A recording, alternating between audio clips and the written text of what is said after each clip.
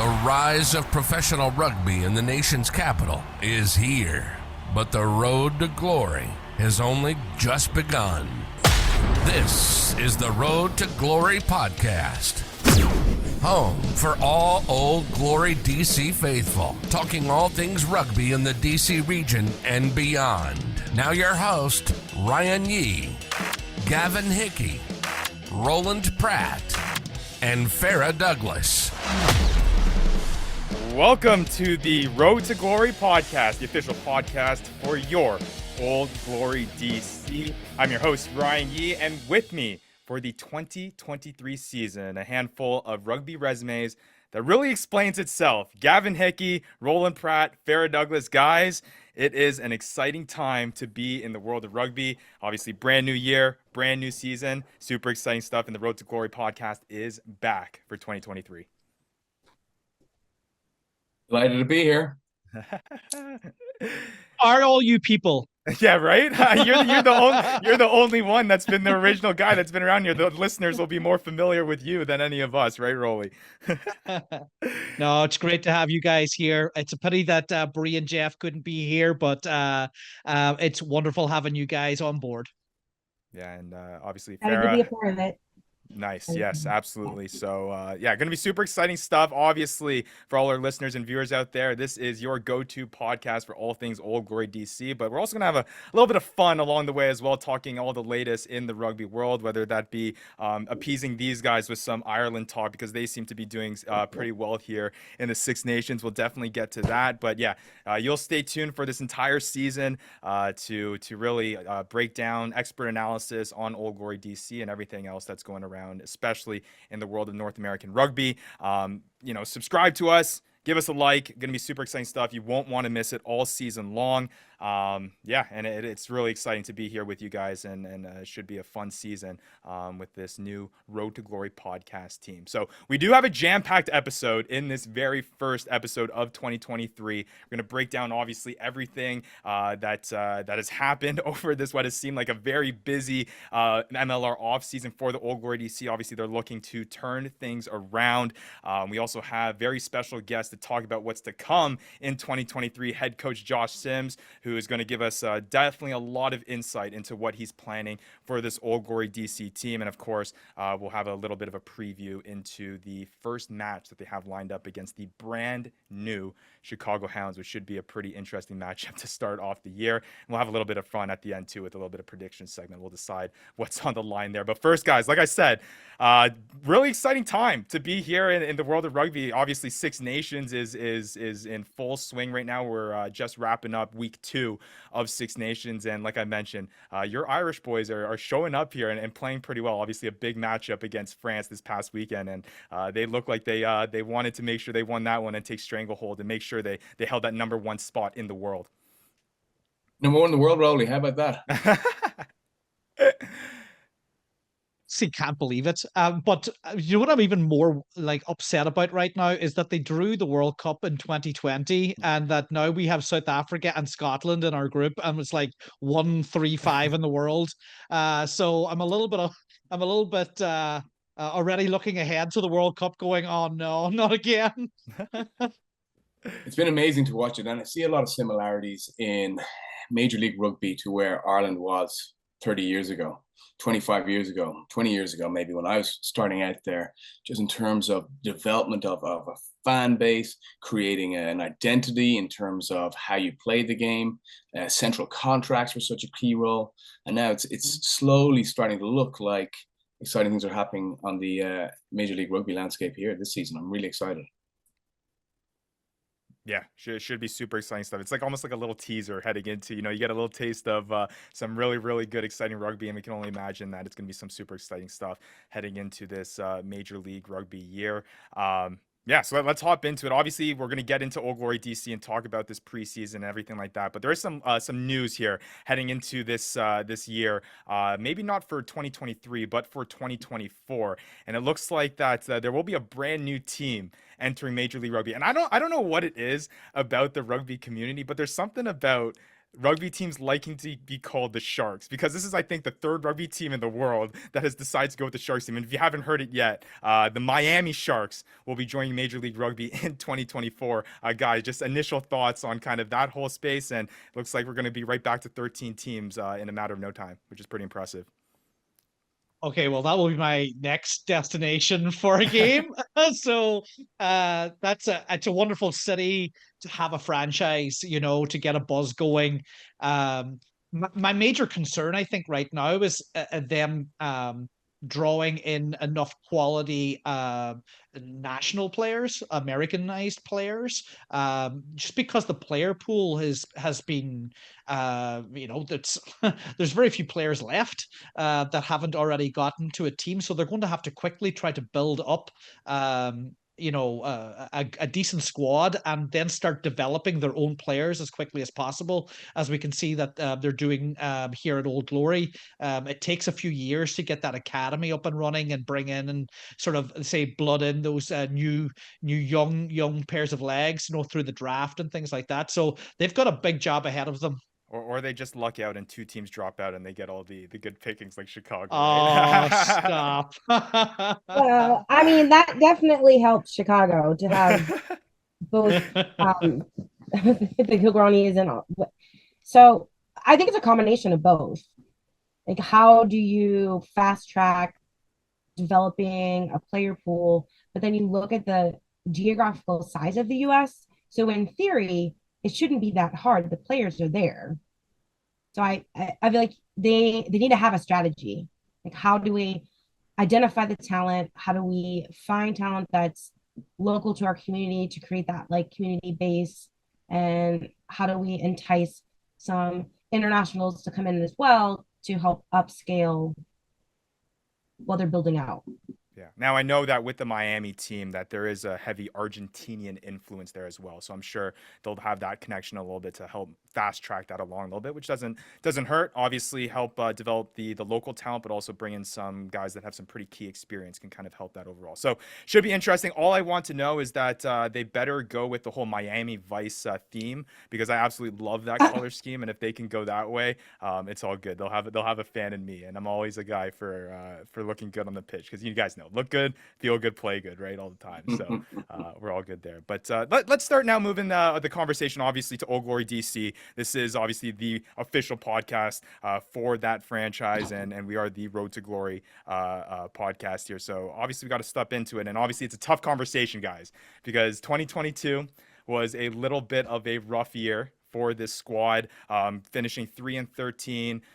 It seemed like these guys could put up a lot of points up on the board, but they also had a lot of trouble keeping the other team from getting into the tri-zone as well. So, I mean, after watching, well, we'll start off with the hard stuff first before we get into the more optimistic. But for you guys that have watched this team throughout the 2022 season, kind of your biggest takeaways from that year, and what at the end of the season are you really looking that needs to be improved the most, and kind of helps them push them along here into 2023? I'll volunteer myself as tribute to go first. I think they were injuries created a lot of flux, left some gaps in the back line, especially in the midfield. I think there was a lot of back and forth at 10. That definitely did not help with sort of like getting any solid continuity in the attack, and we were slow. Our tackle completion rate was poor. Our forwards typically hung out in the middle of the field. So you didn't get that, you know, a spread to have forwards working off of wings and fast players on the edges. And we just lacked creativity overall in the attack, and our defense was kind of poor. Well, I think, Farah, that last sentence that you just said would be my big ticket item. Our defense was a sieve. It's as simple as that. We couldn't stop anything. And it was just unfortunate because, again, your very first point, a lot of that mitigated the bad defense was not having certain players on the field.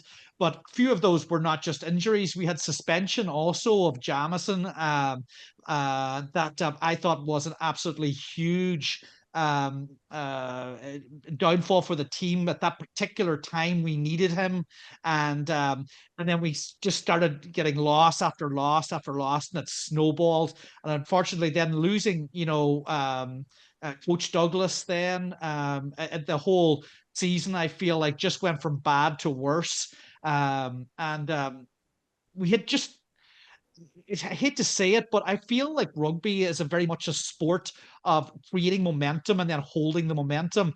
But when you start the season in just awful fashion, it's very hard to get yourself back onto a winning platform.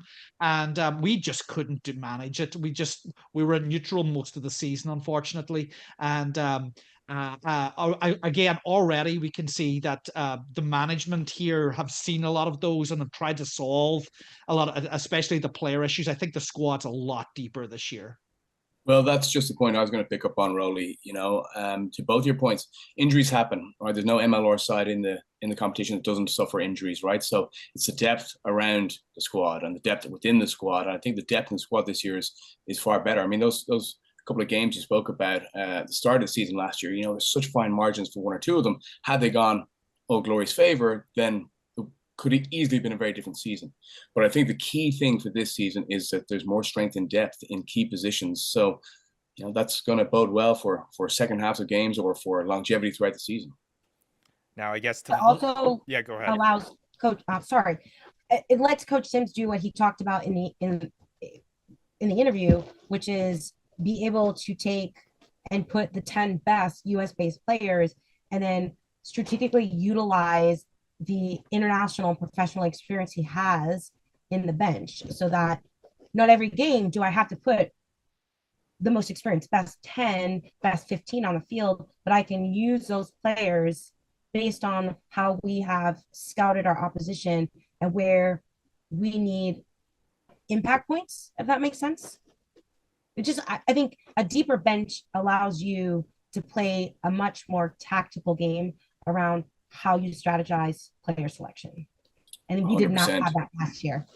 Well, yeah, absolutely. Now, are there any, it sounds a little bit dark, guys, but is there any optimistic parts that you did see in glimpses? I mean, I mentioned that they'd still put up a whole bunch of points last season. I mean, I think they were in a couple of one of the most highest scoring games, right, in the history of the MLR. So I was on the sideline for the two highest scoring games in MLR history. There you go. That's a fact. Yeah, Houston and NOLA. We finished the season as the team with the highest point score.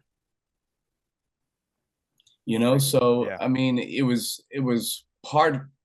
You get into those kind of games, it's topsy-turvy, one person scoring, right. Another scoring, and everything just breaks out. And there was one or two instances of that, but I think that we just those fine margins in those tight games, and then as you saw, some huge scoring games. And so there was lots of positives to take from it. I think individual player development, guys who went on to be Eagles in this past season, and another level of maturity, haven't gone through a season like that. I think that's going to stand to Old Glory in a big way. Absolutely. And you guys that's a big one. Yeah, and you guys mentioned obviously management kind of looking out and saying, hey, we kind of are starting to figure out what we need to fix heading into 2023. So let's shift that conversation now to kind of this offseason and what Old Glory DC has been able to do over what has been a very busy offseason for them in terms of both from a front office level and obviously from a player level as well. So let's start off at the top. I mean, we're going to have him on the show in just a bit here, but bringing in head coach Josh Syms from overseas, from New Zealand, having experience in the NPC, how big is it to bring in a guy like that with the experience that he has to really turn around this organization and get them back on the winning track? A part that I really love in Coach Syms' history is the fact that he's a teacher. And I think that where American rugby is, I know obviously he's dealing with international players and a big professional squad within Major League Rugby, but just where American rugby is as a whole, or even where rugby is in the world, the way it's so convoluted these days, I think an educator teaching guys how he wants to play the game is going to be very beneficial for Old Glory this season. I'll go ahead with and even go ahead of Coach Syms and go to Marcelo Blanco, who has become the general manager here of the team, via the Scottish Union randomly. I believe was the where he came via, which is lovely to sort of see the pathwork working. Sure. Getting a very important piece to the chess board here in play, and for me, immediately we've seen the influx of new talent from Argentina, most notably a fly half in Tito. And, on Friday evening, the last two Friday evenings, we've had the opportunity to see him. And he's a little special, guys. I'll tell you that right now. So it's quite nice to see new players, new faces, but talented young man here also. So that's very encouraging to me that I can see a pathway there, but also the development of the American players. Like Gavin mentioned there, we had Jack Iscaro and Corey Daniel, and Jamison also was playing for the national team there earlier in the year. And, their development, Corey Daniels' development. I mean, he's only been playing rugby a few years, for God's sakes. It's just amazing to think that he's already on that level. His brother is in camp with him now, Brady Daniel, who's just won for the future. He's let him, become a professional as well. And all of these things, young guys like John Rizzo, Lefebvre, all these young American players that are getting valuable minutes. They're becoming very valuable to our franchise now. Everybody wants young American talent, and we're finally got some. Yeah, no, super exciting stuff for sure. To put it quickly, I mean, you mentioned a lot of the guys that are now newly entering the team. Who are you guys most excited for? Because there's a whole bunch of names that you can list in terms of that can really be difference makers on the pitch for this Old Glory team and be part of the movement of getting them back into the winning side of things. So for you guys, you listed a bunch there, Rolly, but who are you guys most excited for to see now in an Old Glory DC uniform? Rolly, just to take up your point there, we're talking about Tito, and he is a very exciting fly half. But you talk about the depth, because I just had to check some names here. But I was very impressed the last couple of weeks of the introduction of and the way the backline functioned with Graydon Boyd in there. I thought he was outstanding. Mm-hmm.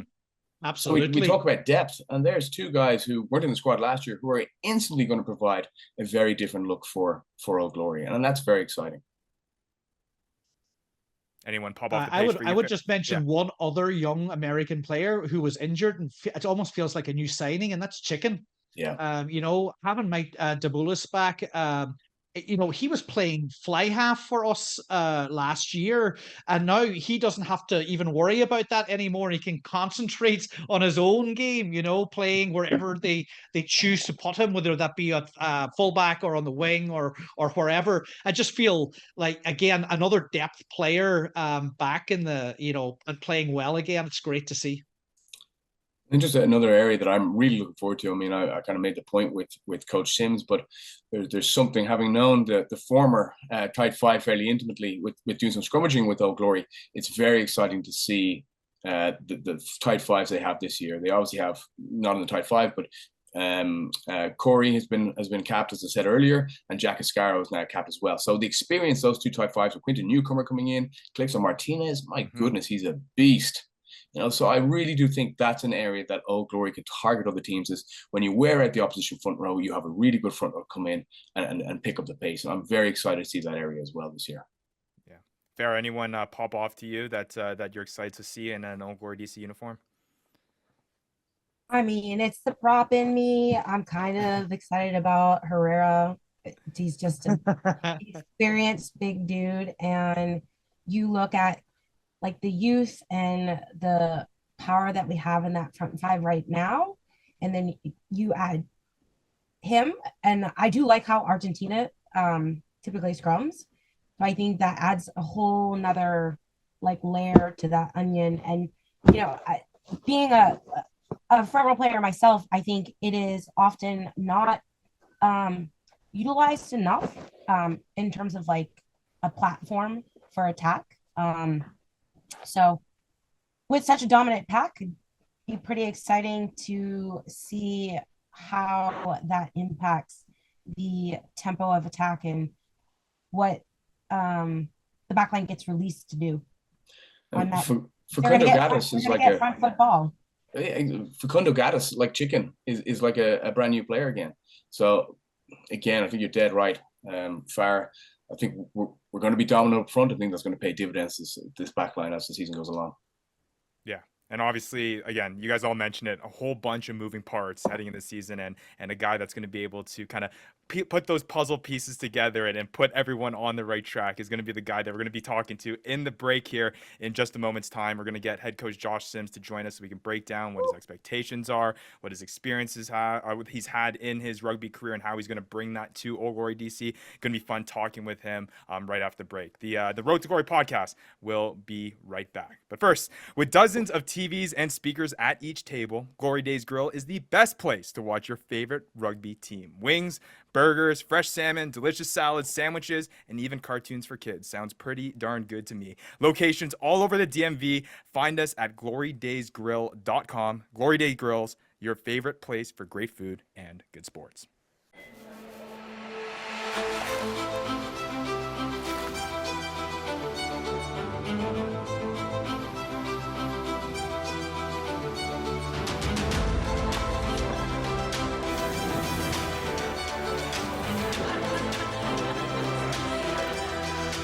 Experience how sous vide has reimagined the way we eat from the company trusted by the most renowned chefs in the world.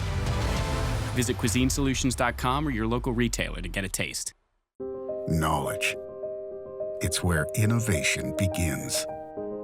It's what leads us to discovery and motivates us to succeed.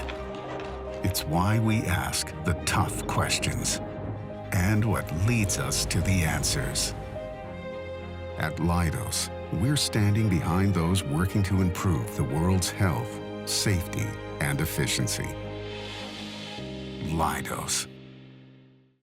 Shift into Easy Drive at Sheehy and discover an easier way to find your next vehicle. Sheehy Easy Drive works harder to get you a better value when you sell or trade in, find you more options within your area, and offers you one easy price. Buy in store or online, so you can focus more on where you need to go, not how you'll get there. For an easy answer to your car needs, shift into Easy Drive at Sheehy. It's easy at Sheehy. Sheehy.com. Pro rugby in the nation's capital is here. Are you on board the road to glory? Back to upping the flags with your hosts Ryan Yee, Gavin Hickie, Roland Pratt, and Farah Douglas. Welcome back to the Road to Glory podcast. For the break, we broke down obviously some of the big offseason moves that happened during the build-up to this 2023 year. Obviously, a lot of those moves being towards trying to shift the narrative around with this Old Glory DC side. Farah Douglas, Gavin Hickie, Roland Pratt. So pleased to be joined here with one of those big offseason moves, head coach Josh Syms, who's going to be looking to turn the ship here and make Old Glory DC one of those competitive teams heading into this 2023 season. Coach, thank you so much for taking the time to speak with us today. Yeah, no problem. Thanks for having me. No, thank you. And I'll just get started right off the bat here, Coach. A quote that really sticks with me here that you said during the start of the season was, after all the buildup and conversations, it was nice to put on the tool belt and get to work. So I'm going to open up with a question like that. How has it been starting off this season, at least this preseason training session, really getting to that work and trying to right the ship here for Old Glory DC? Yeah, look, firstly, obviously really enjoyable, to be honest. A very hungry and enthusiastic group of men from, really vastly different areas of the world, a number of US-based guys and international-based guys. And to be honest, it's been really actually invigorating and enjoyable, to be fair. But the real pressure comes on now when you've got to win games. So, but yeah, it's been a great first 6 weeks, to be honest, and I've really enjoyed it. Very good, Coach. Thanks so much for coming on to the show. It's great to finally get a proper talk with you. Let's find out a little bit about the man himself, Mr. Syms, from New Zealand. Tell us a little bit what your brand of rugby is like. How would you like to see the game played, and like what excites you about what you have here at Old Glory? Yeah, well, look, probably, I mean, everyone would say New Zealand brand of rugby is expensive and flash and enjoyable, but to be honest, look, I like to coach what, with the parts that we have, and ultimately, I like most Kiwis like to win. So, we create a brand of rugby that's suited to the players that we have here at Old Glory DC, and I think, to be honest, you'll see a sort of the best of sort of a number of different worlds. We've got some wonderful South American players who bring some great stuff to the table, and obviously some other international players, and of course, I guess you'd get a really strong US brand that comes through it as well. So I'd like to think we play a winning brand of rugby, but we'll see how proven that is at Saturday at sort of 3:30. Who won the last Test series between Ireland and New Zealand? Again, I've been saying this about the Six Nations just recently as well. It's all well and good to win Test matches now, but when it matters in late October, I think that's about the only time we'll care. Yeah, that's fair enough. And we have a bit of a history of not going so well in that competition. But listen, Coach Syms, welcome, and I hope the family are settling in well. Yeah, fantastic. Yeah, loving it. Brilliant. Yeah, it's actually we've obviously been lucky to have a really mild January and February, and to be fair, at the moment we're sitting here in New Zealand, in the US, looking back at New Zealand being hit by a pretty terrible cyclone at the moment. So we're feeling pretty lucky to be in a DC winter, to be fair. Well, it's a mild one this year, but listen, I wanted to ask you something pretty directly about having been involved a little bit last year and seeing what's going on, and then seeing the progression that's been made already in the fairly short space of time. I'm really intrigued by your tight five situation. At the game last Friday, it looks like you have possibly two very strong combinations front rows, possibly more in your eyes. I'm wondering, are you looking to utilize those in any kind of strategy? I'm a big fan of what Razzie does with the bomb squad. Is that thinking far too far ahead? Is this something that's you could see developing within your squad? What way are you looking to utilize front row and front five in particular? Yeah, I mean, look, I think that's probably a testament to the work that Richard and Cullum did in the off season. I mean, we've been really lucky in getting Quinton and Calixto obviously on board. And I don't know. I mean, look, these guys have, we really scrummaged the house down on the weekend, to be honest. We probably didn't maul as well as we could have. But yeah, I mean, there's some immensely powerful young men and older men for that matter in that front row area. And, I think they've just enjoyed the first 6 weeks of doing some sort of skilled technical scrummaging. And then it was nice to be able to put it into a game scenario where you can sort of really let loose. But yeah, look, we're gonna pick the best three to start, and we're gonna be lucky because I think we're gonna have three guys that we can call on straight away, if not 4 and 5. So I think you'll find that when those guys start to run out a bit of legs, we'll be able to go to the bench, which I think ultimately in this competition probably is, the better teams are able to go to that bench and not go down a level. And I think that's probably you're probably a fair assessment that our front row will be an area that will be able to go up as well. Outstanding. Excited to watch it. Hopefully. Fingers crossed. Coach, can you give us some insider information? Has Mr. Herrera landed yet? Yeah, he has. He was doing his paperwork today. He's a walking fridge, to be fair, which is pretty impressive sort of specimen of a human being and a lovely man to boot, to be fair. So he was in clearing his MLR paperwork, social securities, those sorts of things. We hope that the league will give him his boarding pass maybe Wednesday or Thursday, and that'll mean we can get him into some training and get him in the mixer for the upcoming weeks. I'm going to harp on a little bit about it here, but I just made a reference to two front rows plus Herrera. I mean, Jack Ascaro, Quinton Newcomer, loose heads, Facundo, Sukan, Nelligan, hookers, Kyle Stewart, Calixto Martinez, and Herrera to come in. You're going to be very, very strong there. And Alex Ballesteros. You're going to be very strong in that position. So it's really exciting. Yeah, well, hopefully. I mean, you got to be fit and stay on the field, and you've got to pick. We've got to pick 6 of them every week. With the nature of rugby, you got to have 3 full front rows on the bench, so you need all 6. And dare I say, you need 8, and sometimes you need 10. And that's just the way it goes. And front rows are a pretty important position. And as we all know, if you can keep those men on the field and we can scrummage well and we can maul well, after battle. Yeah, pretty much. And it's a hell of a thing to play a game when you can't scrummage. Look, we're hopeful. We know all about it here. Yeah. We're hopeful the signs from the first 2 games are that we'll be able to do that. But obviously, we'll have a challenge in round 1, probably dealing with not only the opposition, but probably refereeing and a bit more of a competitive edge to those scrummages. Yes, indeed. Referee situation. No comment.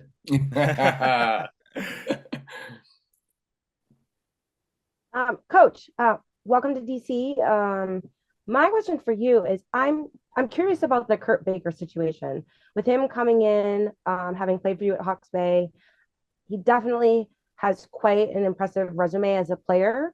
So no question about game IQ, his ability to probably coach, but I'm curious if you foresee any conflict, tension, difficulty coming into a new program with an assistant coach who's played for you and also will be on the roster.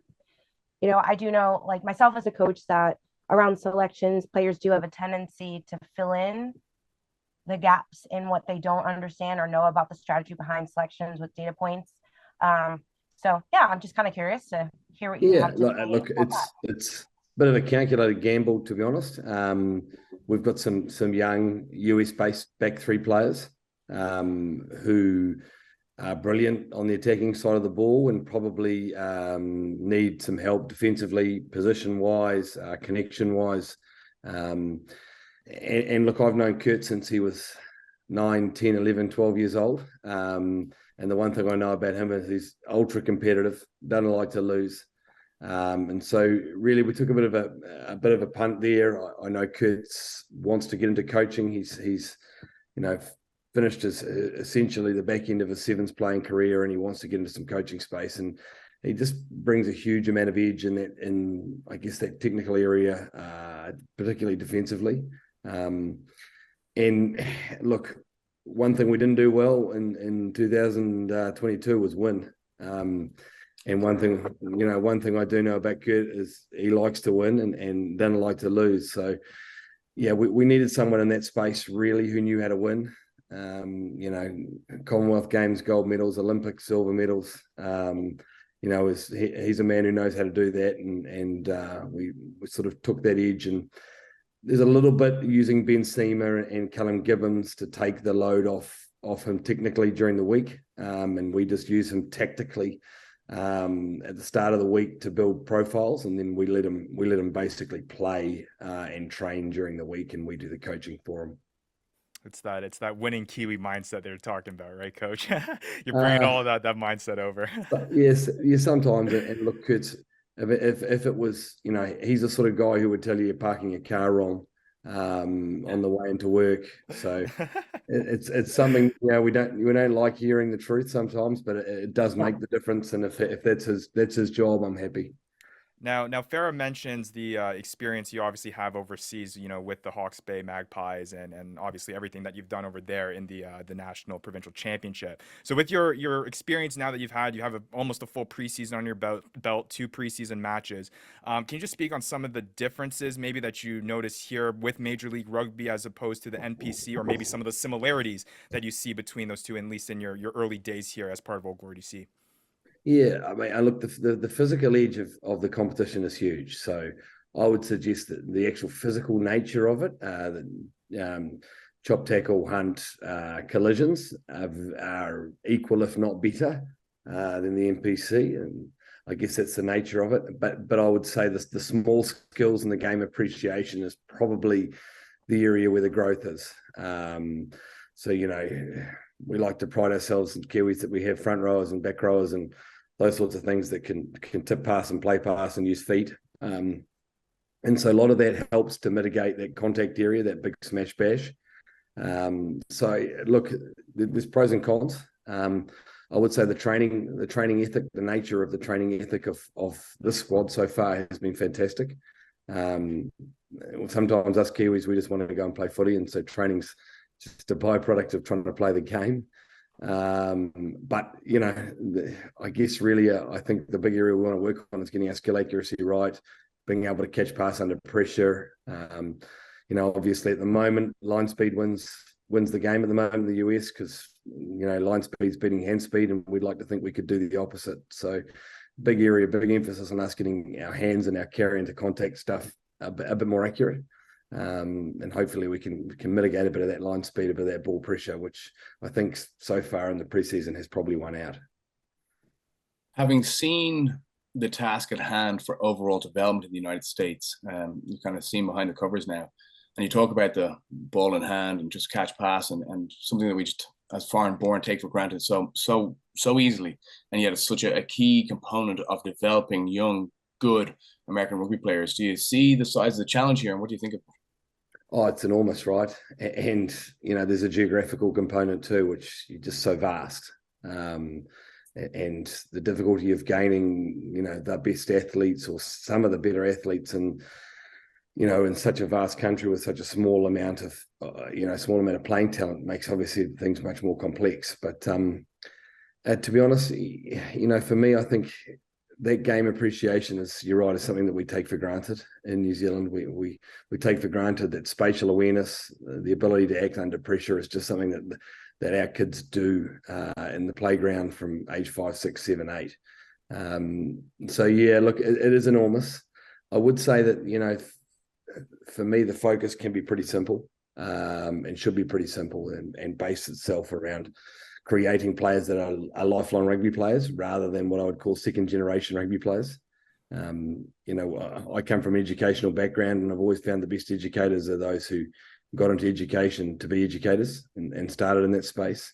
And there are lots of educators who got in as a secondary career for a softer option. And so for me, I would take the same approach to rugby. If we can create promote lifelong rugby from 7, 8, 9, 10 years of age in the US, and provide those pathways, I think you'll find those players will come into 18, 19, 20, 21-year-olds with those skills, won't have to be coached, and then it's about adding the cherry on top, really. Coach, you've got one other issue here that I'm not sure if you've ever had to deal with over in New Zealand, and that's the visa issue. I think we have 10 visas that we're allowed on our game day squad. Obviously, we have a few extra players than that are of international caliber, which again is going to be one of your great challenges of picking the game day squad and who's in. There's going to be a few lads that are going to be disappointed being left out every week. There's no doubt about that. Can you give us a little bit more about how you're going to try to, are you more of a sort of horses for courses type of guy, or give everybody their turn, or how does this work for you? Oh, I think you pick the best players, right? So I think so too. Yeah. And that sounds like a stupid answer, but the reality is, I think you pick your best 13 US-based players, and eligible players, and what positions they fill. And then after that, you pick the international players to complement what you have in that space, because ultimately that's the bigger proportion of your squad is those US or North American qualified players. So that's the approach we're taking, and we'll, I don't want to let the cat out of the bag too much, but you might see some internationals on the bench for us this weekend rather than the starting 15. We want to have the best players in the 23, and that doesn't necessarily mean in the starting 15 and picking the best 10 internationals that we have on hand. So yeah, that's the nature we're going to go with, and it may not work for us, may not, but that's what I think we should have to do. All right, Coach. Well, that's some awesome insight into what to expect here in this Old Glory DC 2023 campaign. Super exciting stuff. Obviously, a lot to look forward to. Going to be really cool to see kind of what you're able to put on the pitch there, and obviously, hopefully, turn that into results on the field, like you mentioned. It's all about that winning mentality going forward here, and it sounds like we're pretty confident in that you'll be able to do something like that. So, appreciate your time, Coach, and again, we'll love to have you on again sometime soon to recap and update us on how everything's going and how you're enjoying the Old Glory DC. Yeah, no props. I mean, thanks for having me, and obviously a massive extension out there to the general sporting and rugby public in the DC area. Segra is a tough place to get to, but it looks like it's going to be a beautiful day on Saturday afternoon, and obviously we'd love to have you guys complimenting what we do on the field and appreciate any and all support that we do get. Yeah, definitely hasn't looked like they've had any trouble filling out the crowd there as of yet. So we'll hopefully in this home opener this week, you'll be able to do just that. Going to be super fun stuff. Thanks again, Coach. Appreciate it. All right, that is head coach Josh Syms of the Old Glory DC. Super exciting stuff. Lots of insight there into what to expect for this 2023 year. And of course, they have a tough match opening up the season here against the Chicago Hounds upcoming this weekend. So should be interesting stuff. We're going to break down that entire game coming up after a short break. The Road to Glory podcast will be right back. But first, the St. James is the premier sports wellness and entertainment destination in the country. A first-class training facility makes first-class teams. Old Glory DC is proud to call the St. James our official performance training partner. Be your best at the St. James.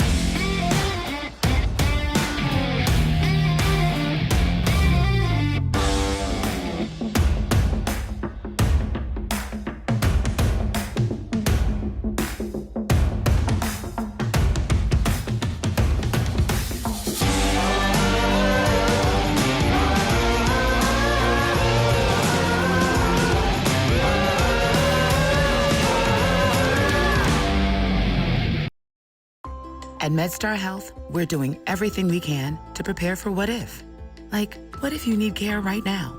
We have the region's largest network of urgent care centers. Or what if you think you're out of options? Patients continue to turn to us after losing hope elsewhere.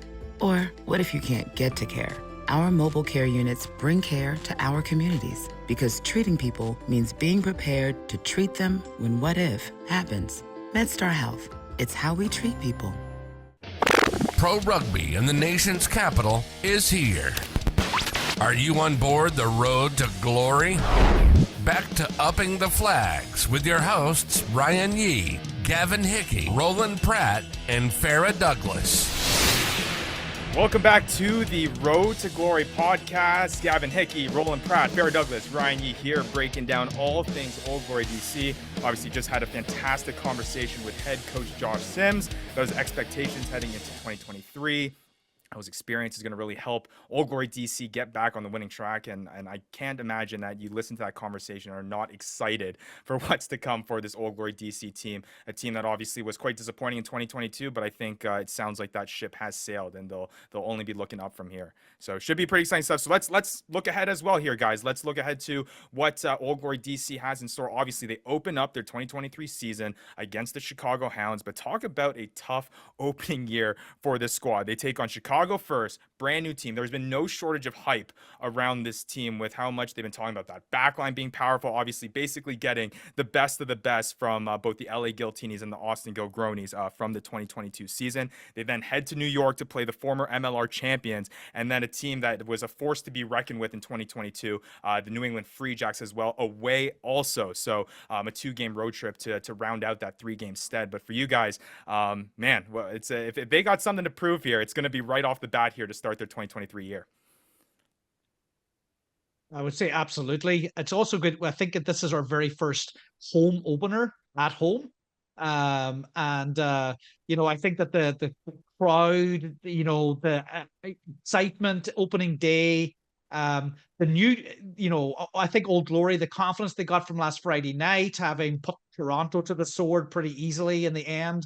I think it bodes very well for the boys on Saturday. I still have yet to see anything from Chicago. I haven't seen any footage. I haven't seen any game tape.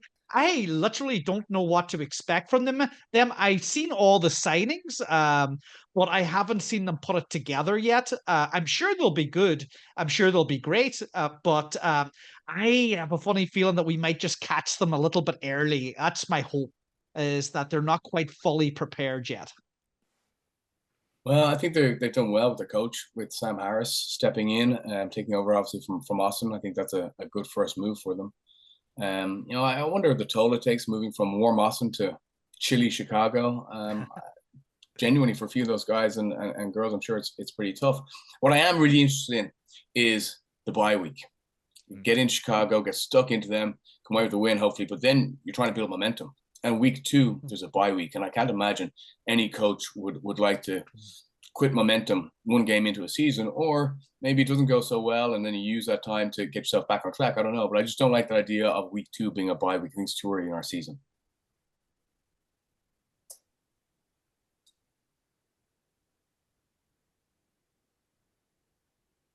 Oh, we're having audio troubles there, Farah. Not too sure.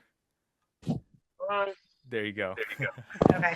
Sorry. All good. I was saying that I think I agree with Gavin. Like, the bye week is definitely not ideal where it's located, but I think Syms is a very smart coach. So regardless of the outcome of that first match, I think that he will find a way to utilize that space. Chicago's definitely interesting. They are putting together a lot of talent. It'd be interesting to see what happens if they pair Campbell and Meeks in the centers together and with Carity at 10. But it's early. So, continuity, comfortability with each other, those are kind of things that you build over time as you have more gameplay. So hopefully, Roland, you hit it on the nail that we will catch them early and be able to come out on the winning side of that, and then be able to assess a team that we probably have data on and get ready, utilize that bye week, and come out hard into the next match. Yeah, absolutely. I mean, you have a great point there, Roy, about how, I haven't seen any whatsoever film on this team. And I can only imagine how difficult it is to prepare for a squad where you have nothing to go off of, right? Like, I mean, what do you even do? But again, I have one little anecdote for you guys. I actually had a spy in the Chicago camp. There we go.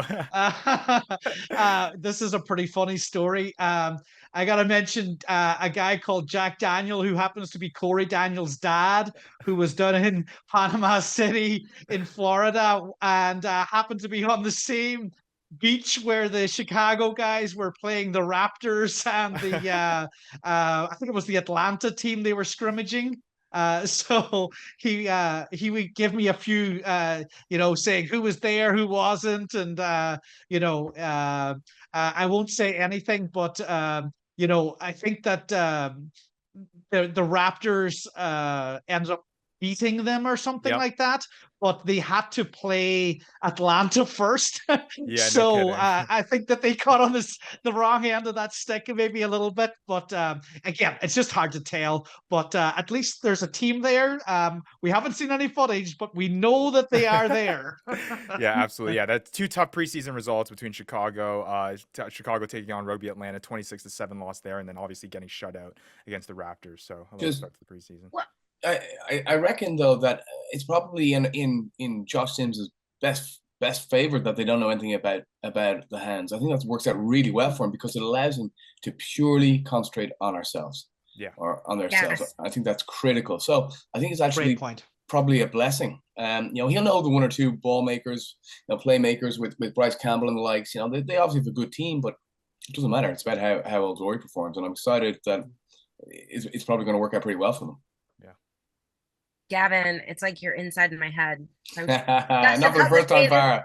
I was about to say the same thing, that the positive to knowing nothing about Chicago is we can see if the focus points that Syms is working on right now in this season prep are the right areas.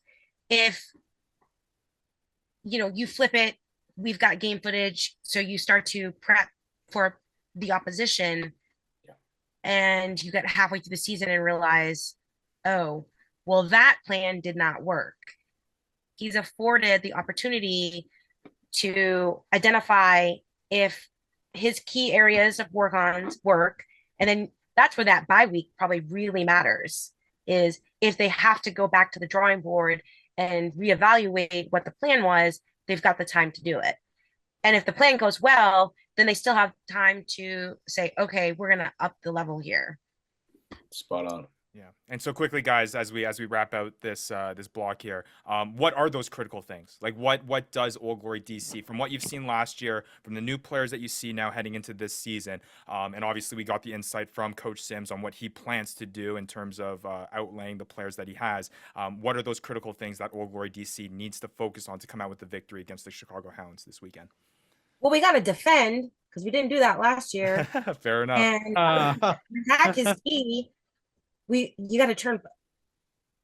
How do you end a season being being one of the top scoring teams, but only winning 3 out of 16 matches? Yeah.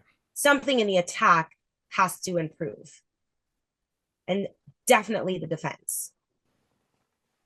That's like generalized, but if you can't defend, you can't turn the ball over. If you can't turn the ball over, you can't gain possession. If you don't have possession, you can't score points. Fair enough. It's like if you don't have feet, you can't walk.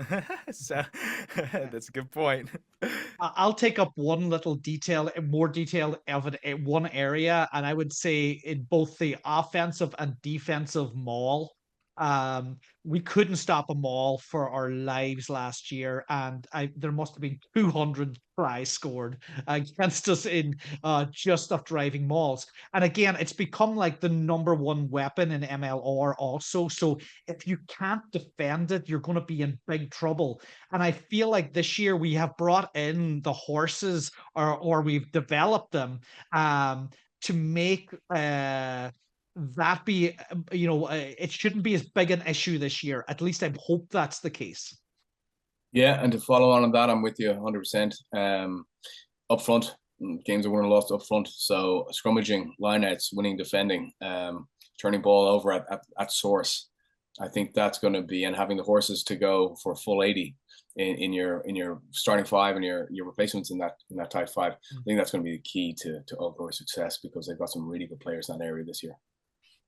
Yeah, should be interesting. Obviously, it's always easier said than done, but if there's anyone that can do it, it sounds like Josh Syms will be able to integrate those players after what we've heard from him. So should be pretty interesting. Now, it's going to be the moment of truth after the break. It's whether or not you guys can put the words where your mouth is and make the prediction. Are you confident in what you guys are saying to put a prediction down when it's actually on the line, where there's something on the line here? And we're going to tell you all about that after the break in our prediction segment here. The Road to Glory podcast will be right back. Old Glory DC is excited to welcome back our friends at the Supply Room, your business-to-business office supply vendor located in the Mid-Atlantic. The Supply Room is your one-stop shop for the services and products your company needs to provide a cleaner, safer, and more efficient space for your employees and guests. Dedicated to keeping prices low and businesses productive, the Supply Room is ready for another season of Old Glory DC Rugby. Visit thesupplyroom.com to learn how to create a smarter office. Knowledge. It's where innovation begins. It's what leads us to discovery and motivates us to succeed. It's why we ask the tough questions and what leads us to the answers. At Leidos, we're standing behind those working to improve the world's health, safety, and efficiency. Leidos. Pro rugby in the nation's capital is here. Are you on board the road to glory? back to Upping the Flags with your hosts, Ryan Yee, Gavin Hickie, Roland Pratt, and Farah Douglas. Welcome back to the Road to Glory podcast. And of course, it is the time that you all have been waiting for, where we put our money where our mouth is, make the predictions, put it all on the line, and tell you why we believe certain teams are going to come out on top in week one. And we got some exciting matchups, guys. We're having a tough time breaking down which ones we're going to select, because I think there really couldn't be any better matchups to start off the MLR season. Obviously, we'll get to Old Glory DC taking on the brand new Chicago Hounds. But this match we decided to go with first, the February 18th matchup, 7 o'clock Eastern time, San Diego Legion taking on the Utah Warriors at home.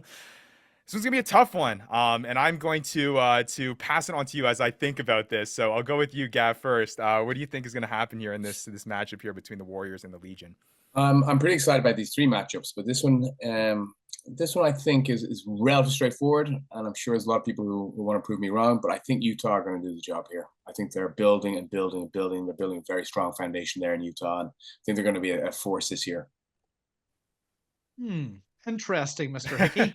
I think I am going to pick Legion in this game. Playing at home, first game of the season, for all of the reasons that, we see this every year. Teams just take a couple of weeks just to get themselves right. And I always feel just having that little home field advantage might be enough just in this first game to get the Legion over the line here. What about you, Farah? Oh, you're on mute again, I think. Can you hear me now? Yep. Okay. Decisions. I'm going to have to go with the Legion.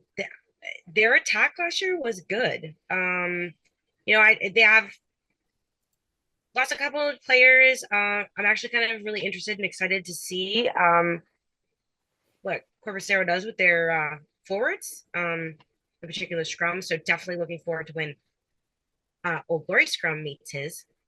But I'm going to have to go with the Legion over Utah for the Warriors. Yeah, you guys got some good points there, and obviously some big acquisitions in the offseason too. Mike Teo returning home after making a stint against the Utah Warriors, so he gets a little crack back at his former team, which is kind of funny. I'm gonna go side on Gavin's side here and split it right down the middle, so it should be an interesting one. I'm gonna go with Utah Warriors. Love the addition of Joel Hodgson over that offseason. I think he's gonna have a huge impact from that distributor role there at the 10. We'll see if he's able to make the impact they expect him to, and I think Utah will take it. I know it'll be tough though to go to San Diego and take that. But let's move on to a big matchup to start off week one and talk about scheduling. I mean, the schedule makers must have had their licking their chops here when they were making this one. They knew they were going to start off the year on a high note here, airing obviously on Fox Sports 1. The Seattle Seawolves taking on the former champions New York Ironworkers in a rematch of last year's final in Seattle. Gav, I'll go to you first once again. Who you think is coming up on top with this one? I think this is a really intriguing fixture. I think Seattle did pretty well from the dispersal draft. I think they've got a much stronger team this year, and they were already pretty powerful on their day last year. So, New York are undergoing some changes. Obviously, they've done it with the same coaches last year, but they are current champions. To go against Rowley's point, where the home team might just pivot this weekend.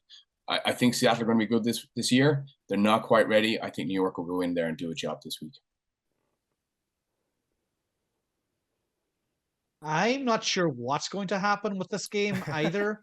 Again, this is going to happen a lot probably in the first few weeks, where it's just a know-nothing situation until we get some data here on these teams and how they're playing, with form and things like that. I like what Gavin's saying here. Recency effect maybe taking over here with me. Having seen New York a couple of weekends ago, I thought that they were quite a settled team. They did quite a lot of really long phases of play with continuity, and they looked pretty seasoned to me. Again, I think in this particular situation, I might go with New York also.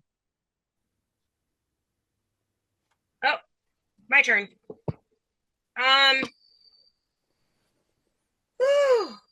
It's a tough one. It's a very hard one. It is a tough one because everything that it's already been kind of put down about New York would say that they probably should come out the victors, but Seattle isn't a weak side. Goes into this with nothing to lose, where I feel like from having lost the last matchup and New York like winning, I would say that New York has a little bit more at stake. And so I'm kind of gonna go with the underdog that doesn't have anything to prove in this match. Good. Keeping it interesting because I think I'm going Rugby New York here. I had a little bit of insider knowledge. I talked with winger Andrew Coe not too long ago, and he was getting me pretty excited for the type of rugby that Rugby New York plans to play with. And I think the addition of some really key players on there, Tay Walden coming into the mix, who obviously has massive experience overseas playing Super Rugby. I don't know how much of an impact he's going to have in that first game, but that depth of that back line is incredible, and they play an exciting style. So I'll have to side with the MLR champion. So at least Farah wasn't a clean sweep across the board of all of us being boring and taking the former champs. Someone had the cojones to at least side with the Seattle Seawolves. But yeah, if I win, what do I get? Well, that's what we'll get to that right in a second here. And I guess to round it out, the best three here of the three, obviously for our listeners, Old Glory DC at home, opening up the season against the brand new Chicago Hounds. We mentioned it in the blog before that we don't know what to expect with the Chicago Hounds team, which should make for an exciting matchup here. So, Gav, I'll put you on the spot. Chicago Hounds or Old Glory DC? Yeah, I think Chicago are going to grow as this tournament goes along. I think they're going to find their identity, brand new franchise. I think that's going to be part of their journey, and I wish them well. I'm excited to see them go. Having said that, you could say, well, new coaches come into Old Glory. It's going to take a while to gel, a little bit like Chicago. But from what I saw the last couple of weeks with the Old Glory games in St. James, I think they're going to be a pretty powerful outfit this year. So without a shadow of a doubt, I think Old Glory are going to do this one. Wow, that's saying something there. History has not been kind on opening day to Old Glory. We've only had one draw against NOLA away. We've lost every other game, I believe. With that being said, we have taken our lumps. We have learned. We've grown.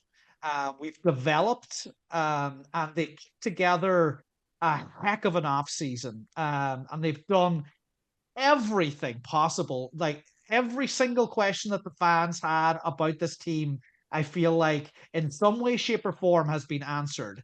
And I'm going to give them the benefit of the doubt here, and I am going to take Old Glory. I think it's going to be won by the bench right at the end. I think it's going to be a close game, but I think our quality coming off the bench is going to seal the deal here this coming weekend. Yeah, I'm gonna go with Old Glory. I think, Roland, you're right. Depth in the bench is gonna be a difference maker, and I think that Old Glory has put in the work to evaluate where they fell short last season, and in this off time have gone after that. And I think that Syms has a good plan ahead of how to take the potential that we have here in Old Glory and turn that into a winning side. And I think that we're going to see that kickoff against Chicago. I think that Chicago will be a force to contend with, but I think that's going to happen later in the season as they start to kind of find themselves, like Gavin said. But I think Old Glory is going to come out and surprise a lot of people with what they are capable of doing.